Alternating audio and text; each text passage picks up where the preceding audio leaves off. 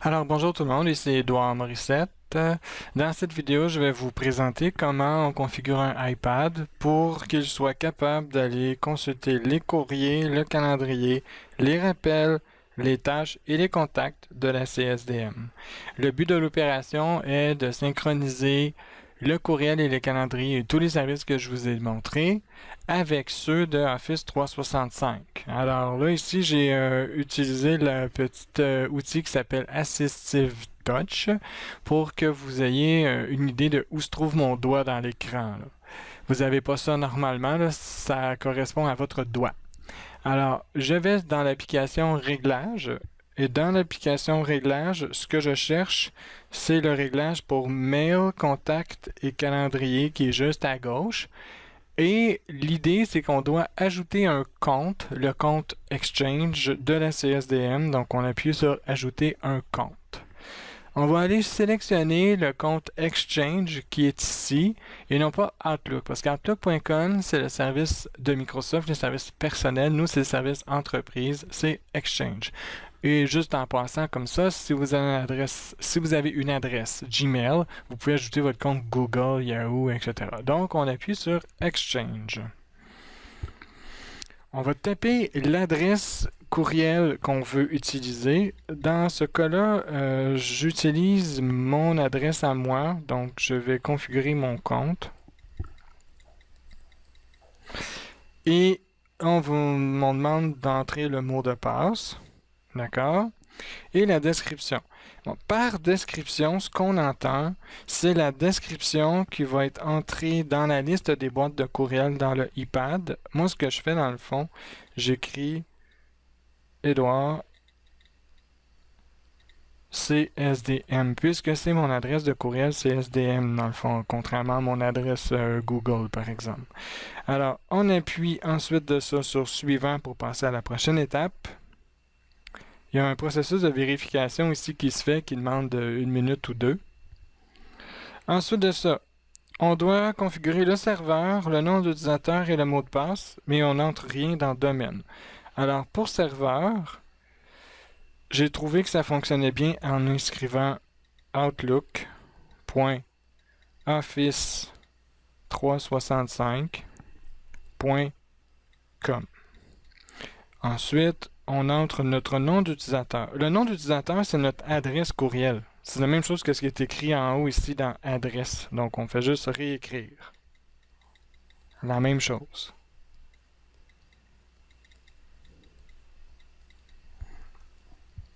Une fois qu'on a bien vérifié que l'information est correcte, on appuie sur Suivant. À ce moment-là, vous voyez les petites flèches, ça indique qu'on a réussi à se connecter sur le serveur. Ici, vous avez plusieurs services que vous pouvez configurer dans l'appareil. Vous avez le service de courriel, les contacts qui vont vous permettre de chercher un nom dans l'application Contact. Donc, ça synchronise les contacts à qui vous écrivez. Si vous écrivez à quelqu'un de la CSDM, ce contact-là s'ajoute dans vos contacts. Calendrier, donc ça synchronise le calendrier de Outlook 365 avec votre iPad. Même chose pour les rappels. Si vous avez un événement dans votre calendrier, vous avez demandé un rappel 15 minutes ou 1 heure avant, le rappel va sonner dans votre iPad. Quand vous utilisez l'application Notes du iPad, les notes sont enregistrées dans l'appareil, mais sont aussi enregistrées dans Office 365 dans une section de notes. Et ensuite, on fait enregistrer. Si vous ne voulez pas, par exemple, synchroniser les notes, vous n'avez qu'à mettre le petit bouton vert à la position fermée, comme ça, et donc ça va cesser de synchroniser les notes. Si vous voulez cacher momentanément vos adresses courriel, votre calendrier et vos contacts dans votre iPad pour pas que les utilisateurs du iPad voient vos adresses email, vous pouvez fermer comme ça. Ça ne supprimera pas les emails qui seront dans le iPad, ça ne fait que ne pas afficher la boîte aux lettres dans votre appareil. On est en train de configurer, on va faire enregistrer. Ça ajoute le compte dans l'application Mail, Calendrier et autres. On constate ici l'ajout de ma nouvelle adresse qui est là sur la 2e ligne. Comment est-ce qu'on fait pour aller trouver ça? On appuie sur le bouton d'accueil. Donc, le petit bouton d'accueil que vous voyez là dans le bas de votre appareil, à droite ou en bas, selon comment que vous vous placez.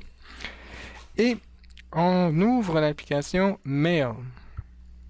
Dans l'application Mail, vous allez voir toutes les boîtes de courriel qui sont configurées dans votre appareil. Moi, j'en ai plusieurs, mais vous en avez peut-être juste une. Alors, on appuie sur la boîte de réception.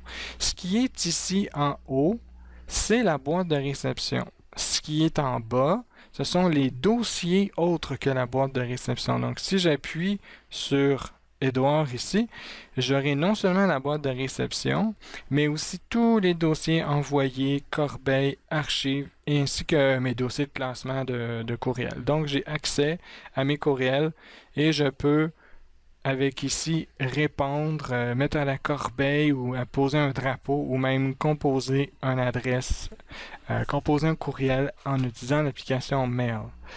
Si j'appuie encore de nouveau sur le bouton d'accueil du iPad pour revenir à l'écran principal, on remarque que le calendrier s'est synchronisé avec mon Outlook comme tel. On remarque que les rappels vont être là, les notes ainsi que les contacts. Donc, c'est pour le moment la configuration du courriel et du calendrier, c'est comme ça qu'on l'a fait. Pour configurer OneDrive et les dossiers d'Office 365, on doit utiliser l'application OneDrive. Ça va faire l'objet d'une prochaine vidéo que je vais publier bientôt. Alors voilà, merci, j'espère que ça vous a plu, que vous avez appris quelque chose. N'oubliez pas de vous abonner à notre chaîne YouTube ou d'aller sur notre blog si vous voulez consulter plus d'informations par rapport à cette capsule. Merci. Si vous avez apprécié cette vidéo, je vous invite à cliquer sur j'aime sur YouTube afin de nous indiquer votre appréciation. Si vous trouvez qu'il manque de clarification ou que vous avez moins apprécié, n'hésitez pas à cliquer sur j'aime moins. On comprendra à ce moment-là qu'il faut la retravailler. Si vous avez des commentaires ou des questions, utilisez soit les champs de commentaires dans YouTube ou bien les champs de commentaires dans notre blog. N'oubliez pas de vous abonner à notre chaîne YouTube si vous voulez recevoir par courriel des notifications de nos nouvelles publications de vidéos. Plusieurs vidéos sont à venir. Merci et bonne journée.